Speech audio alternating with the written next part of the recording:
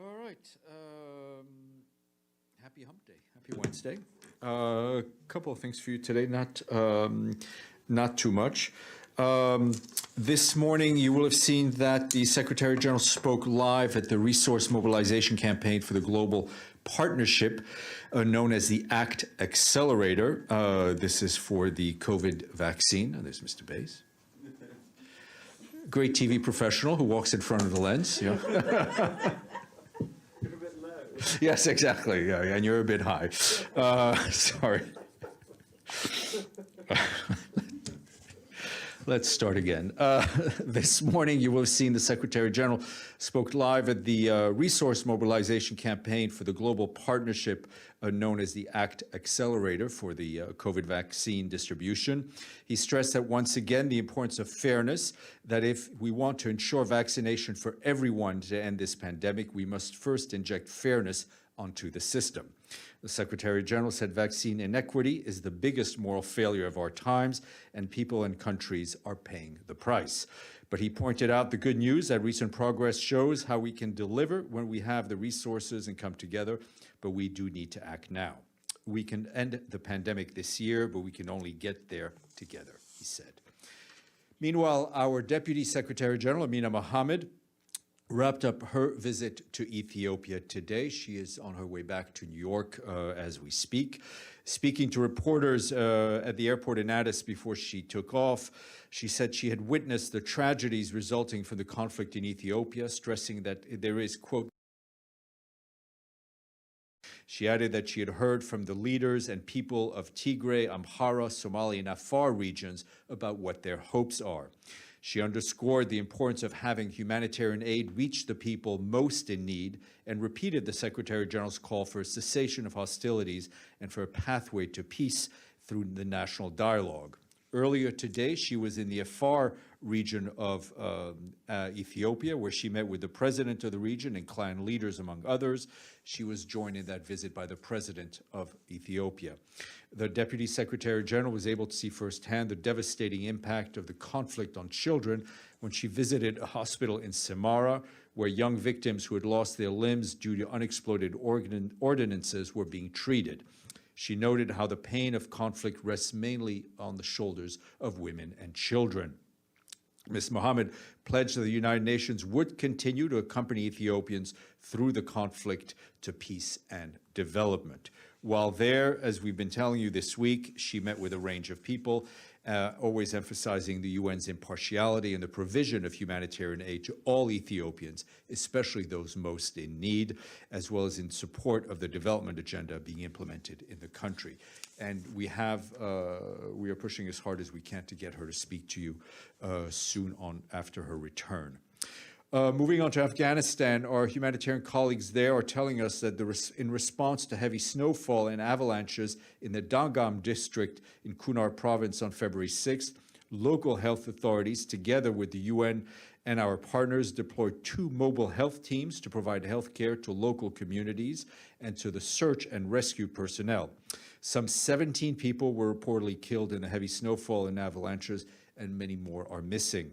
We, along with our partners, are also providing cash, non-food items, shelter kits, and warm clothes to almost 2,000 people impacted by recent rain and snowfall in Kunar, Nangarhar, and Langham provinces.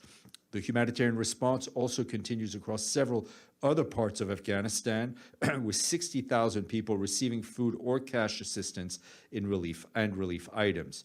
The 2022 Afghan humanitarian response plan, targeting just over 22 million men, women, and children with assistance, requires $4.4 billion and is unfortunately only 9% funded at this point, and that's about $419 million. By the end of 2021, 180 national and international humanitarian organizations had managed to reach 19.6 million people in 397 of Afghanistan's 401 districts with some form of humanitarian assistance. The number of people reached is much higher than the 17.7 million people originally targeted due to a scale-up in the last quarter of the year and generous donor funding of close to $1.7 billion for the 2021 Afghanistan response plan, and we hope that last year's generosity is repeated this year. Turning to Nigeria, The humanitarian community and the government today launched a 2022 humanitarian response plan for the northeastern part of the country. The plan seeks $1.1 billion to provide critical aid and services to 5.5 million people impacted by the conflict in Borno. Estimated 8.4 million people require humanitarian assistance in Nigeria this year, and over 2.2 million people are displaced, facing daily threats of health, food security, and safety. Last year, the humanitarian community and our partners assisted close to 5 million people, with 1.8 million receiving critical protection services and 1.3 million benefiting from nutritional support. Just a quick note that earlier today, the Secretary General received Prince Rahim Aga Khan. The Secretary General expressed his appreciation for the work of the Aga Khan Development Network, which he said was a symbol of tolerance and solidarity. The two discussed a number of situations around the world, as well as how to increase the cooperation between the UN and the Aga Khan Development Network. Yesterday afternoon, just want to flag for the record that the Secretary General spoke at the first session of this year's Committee for the Exercise of the Inalienable Rights of the Palestinian People. He said that the situation today in the occupied Palestinian territory, including East Jerusalem, continues to pose a significant challenge to international peace and security. And he emphasized that we urgently need to intensify collective efforts to resolve the conflict and to end the occupation, in line with United Nations resolution, international law, bilateral agreements. Secretary General said the goal was to continue for a two-state solution, adding that there is no plan B. One of our quick COVID updates, this one from Samoa, where our team there is led by the resident coordinator, Simona Marinescu, and the team continues to support authorities to tackle the pandemic. UNICEF supported the authorities on the vaccine rollout for children aged 12 to 17, trained about 100 vaccinators, bolstering vaccine storage and distribution networks, risk communication, and monitoring the implementation of the vaccination campaign in schools. Our Children's Fund colleagues also provided support in improving vaccination coverage for those above the age of 18 by monitoring vaccine uptake and community awareness. According to the World Health Organization, there have been 33 cases of COVID-19 in Samoa and no deaths reported to date, with the bulk of the spike in numbers in the past months alone, which is why prevention measures have been crucial. Over 270,000 doses have been administered, and nearly 80% coming through the COVAX facility. Tomorrow at the briefing, we will be joined by Michael Dunford, the World Food Programme's Regional Director for East Africa. He will brief you virtually from Nairobi on the situation in the Horn of Africa. And today is the second to last day for the honor roll, and we say thank you very much to our friends in Cyprus and Morocco for their full payment to the regular budget due. The honor roll now has 53 members. Let's go with Edie today. Two questions, Steph. First, the Prime Minister of Libya has said that he basically will not accept being ousted by the Prime Minister chosen by Libya's parliament. Can you please tell us what Stephane Williams is doing and whether there's any chance that we might get to talk to her? Okay, so Stephane Williams is back in Tripoli, where she's engaging with critical stakeholders in Libya to facilitate an agreement on a path forward. I mean, I think the message for us is a consistent one, is that it is important that all relevant Libyan leaders fulfill their obligations towards the Libyan people, and especially the 2.8 million people in Libya who made the effort to register to vote, and they need to put, those leaders need to put the electoral process firmly back on track in the shortest possible time frame. It's also important that all those Libyan leaders and the parties in Libya preserve the state of calm and stability that the country has enjoyed really since the signing of the ceasefire agreement. And can you please put in a request? Yes, ma'am, we will. And secondly, the president of Congo, Felix Tshisekedi, his government has said it has serious evidence of a national security threat, fears of a coup plot. Can you tell us what actions, whether MONUSCO has heard anything about this, what actions they might be taking? We're obviously heard or been made aware at this point, at least here, of any of any development, but we will keep an eye on it. James and then Michelle. Sudan first. Security forces there have detained Khalid Omar Youssef, who was a member of the cabinet before the coup and is one of the most important opposition figures there. Your reaction?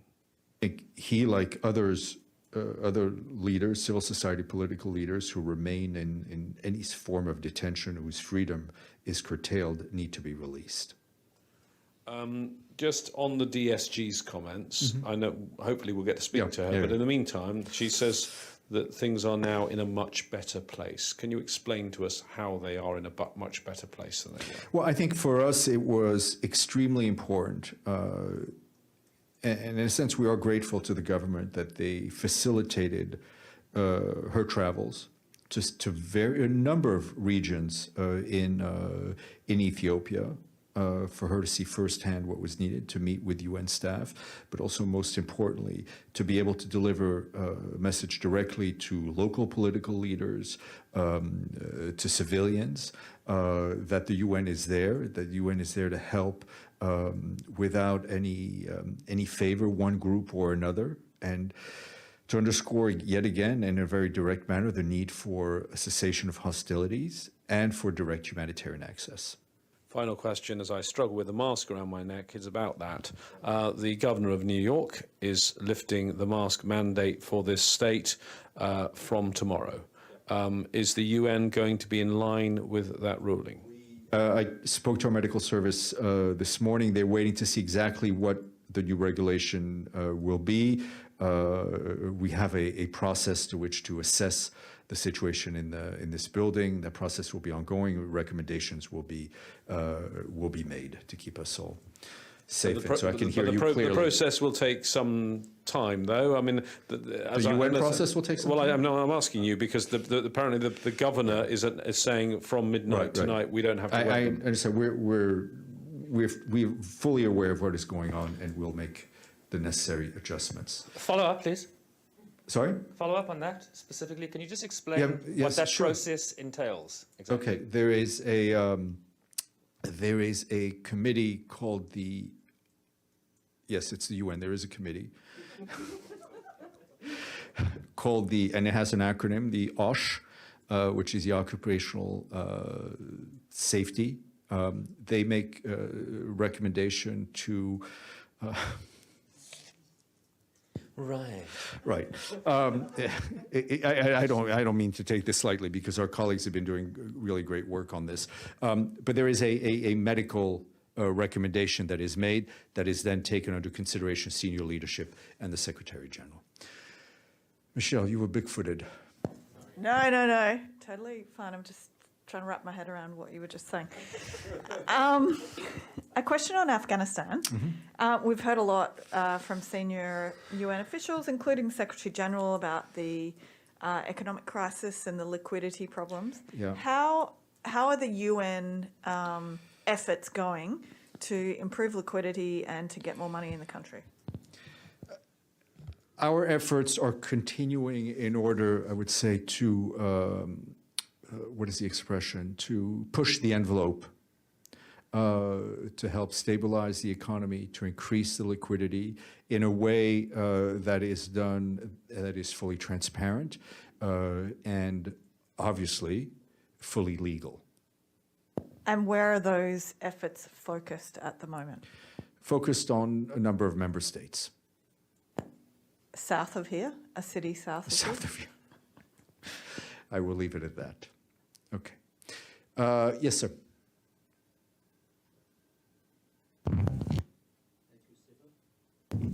Okay, no. Thank you, Stephane. The PLO Central Council today announced the suspension of recognition on Israel and ending all of commitments, including the security commitments to Israel. Do you have any comments on that? I have not seen that report, but let me, I will check right away. Yeah. Another question, please. What's the SG position regarding these calls to normalization with Assad regime or easing the political pressure on the regime? Look, those are issues that are bilateral issues, decisions taken by member states. Our focus on Syria is on two tracks, right? It's on the humanitarian track, trying to get as much humanitarian aid to those who need it, whether in areas that are controlled by the government or in areas that are not controlled by the government through the cross-border operations. And then obviously the other track is the diplomatic track, the political track, and our special envoy, Mr. Pedersen, has repeatedly called for serious diplomatic discussions on a range of steps that could begin to impact the conflict dynamics, build some trust, confidence between Syrians and the international stakeholders, and make progress step by step within the framework of the most relevant Security Council resolution, which is 2254. What's clear, and to state the obvious, that there remains deep distrust on all sides and skepticism. And I think people, everybody waits for the other to move first. I think as in any diplomatic situation, that waiting for someone else to move first can lead to just further suffering and lack of progress. But he's continuing to engage with all key parties, stressing the need to advance the political process. Mr. Pedersen was in Amman on Sunday. Earlier this week, he was in Istanbul to meet with the Syrian Negotiations Committee. He's now in Ankara, meeting with senior Turkish officials, including the foreign minister, and the special envoy continues to engage key stakeholders in pursuit of his mandate. Benno, and then we'll go to the screen. Thank you. The security SG, what's going on here? Is the SG going to travel to Munich? I do expect to have an announcement for you on that in the coming days. Okay, Abdel Hamid, I think you had a question, and then James Reinl. My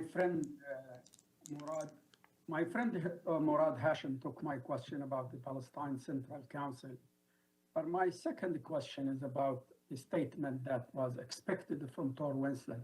Why he didn't issue a statement about assassinating 3 Palestinians when he issued a statement on November 17 when one settler was killed by Palestinians? We've obviously seen what happened in Nablus, and we're concerned by the recent developments, including the increased tensions in the occupied West Bank, obviously including the incident in which 3 Palestinians were shot and killed by Israeli forces in Nablus.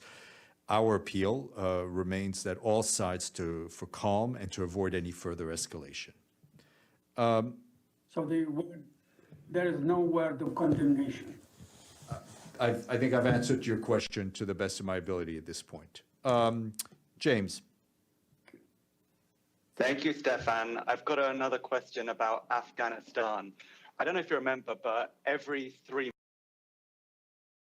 months, Afghanistan, UNAMA, would do a report on the number of civilian casualties in the country.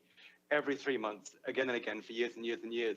Then the last report was July 2021, and then they've stopped. There have been no reports, no counting on the number of civilian casualties in Afghanistan since then. It's the same kind of time as the Taliban came back to power.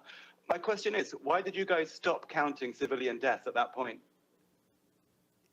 James, I'm not I'm not saying that you're wrong, but for some reason, I seem to think there had been a report since then, or some sharing of figures. But let's look at the facts, and then we can figure out who's right and who's not right.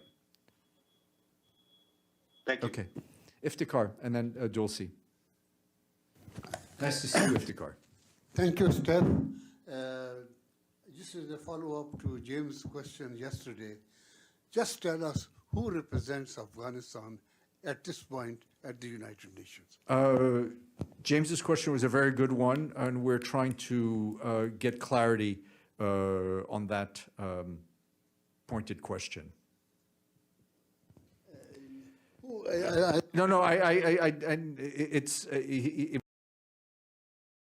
We're trying to get clarity on that question. I mean, yeah, I'll leave it at that. Dulcie. Yeah, I just wanted to ask you about Seema Sami Bahous, the new executive director of UN Women. In this room, I think it was in October, she said she would talk to us about her new agenda by the end of the year, but we haven't seen her yet. So do you know what her plan is? Thanks. We will put in a request on your behalf. Okay. I think, right, I mean, on Afghanistan, what I'm told is that the Afghan mission status is unchanged for now. It's the person named last fall who remains in charge. But we will try to get a bit more detail. Polina Kubiak, up to you.